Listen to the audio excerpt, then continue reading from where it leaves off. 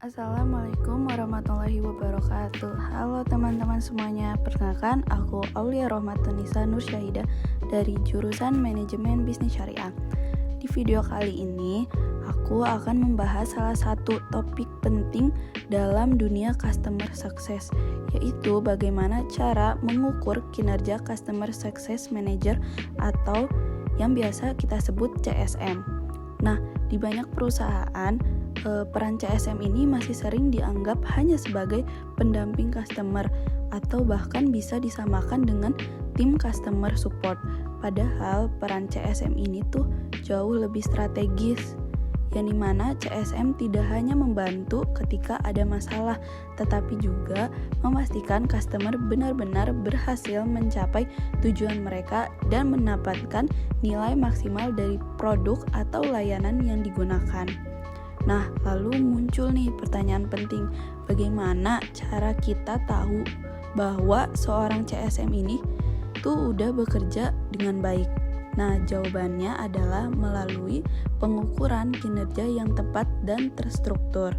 Nah, secara umum, Customer Success Manager atau CSM ini bertugas untuk memastikan customer sukses dalam penggunaan produk atau layanan, yang dimana fokusnya bukan hanya menyelesaikan keluhan-keluhan dari para customer, tetapi juga membangun hubungan jangka panjang, memahami kebutuhan customer, membantu optimalisasi pengguna produk, serta menjaga kepuasan dan loyalitas customer dalam jangka waktu yang panjang. Nah, karena adanya peran CSM ini yang sangat krusial, untuk mengukur kinerja CSM ini menjadi hal yang sangat penting bagi perusahaan. Tanpa pengukuran yang jelas, perusahaan itu akan kesulitan menilai apakah strategi customer sukses yang dijalankan sudah efektif atau belum. Padahal kinerja CSM itu sangat berpengaruh terhadap kepuasan pelanggan, tingkat churn, hingga pertumbuhan bisnis secara keseluruhan. Nah, ada nih salah satu indikator utama dalam mengukur kinerja CSM, yaitu adalah Customer Retention Rate. Nah, retention rate ini menunjukkan persentase customer yang tetap menggunakan produk dalam periode tertentu. Nah, yang dimana semakin tinggi retention rate-nya, berarti CSM ini berhasil menjaga hubungannya dengan customer dan memastikan mereka terus merasakan manfaat dari produk atau layanan tersebut. Nah, sebaliknya juga nih, ada juga churn rate, yang dimana churn rate itu jika presentase customer yang berhenti menggunakan produk.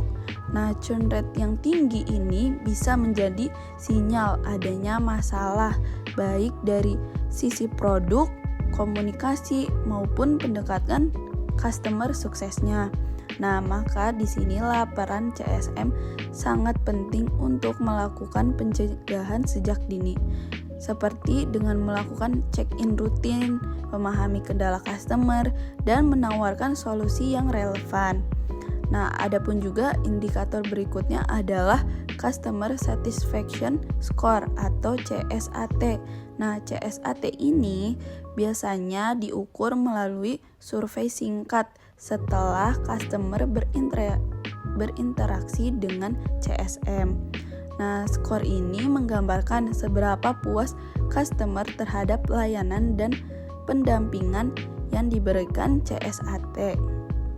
Nah, CSAT juga membantu perusahaan mengevaluasi kualitas komunikasi, responsivitas, dan empati dari seorang CSM. Selain CSAT, ada juga Net Promoter Score atau NPS.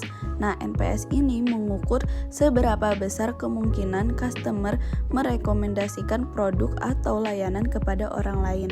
Nah, skor NPS ini juga mencerminkan tingkat loyalitas customer serta kekuatan hubungan yang berhasil dibuat oleh CSM.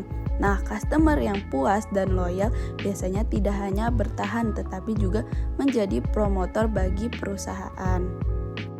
Kinerja CSM juga terlihat dari product adoption atau engagement, yaitu seberapa aktif customer menggunakan produk. Jika banyak fitur tidak dimanfaatkan, berarti customer belum memperoleh value maksimal sehingga CSM ini perlu melakukan edukasi dan pendampingan. Selain itu, ada juga indikator seperti time to value yang menunjukkan seberapa cepat customer merasakan manfaat, serta expansion atau upsell yang mencerminkan keberhasilan pengembangan akun. Kesimpulannya, kinerja CSM diukur dari kombinasi retention, churn, kepuasan, loyalitas, dan penggunaan produk untuk mendorong pertumbuhan bisnis yang berkelanjutan.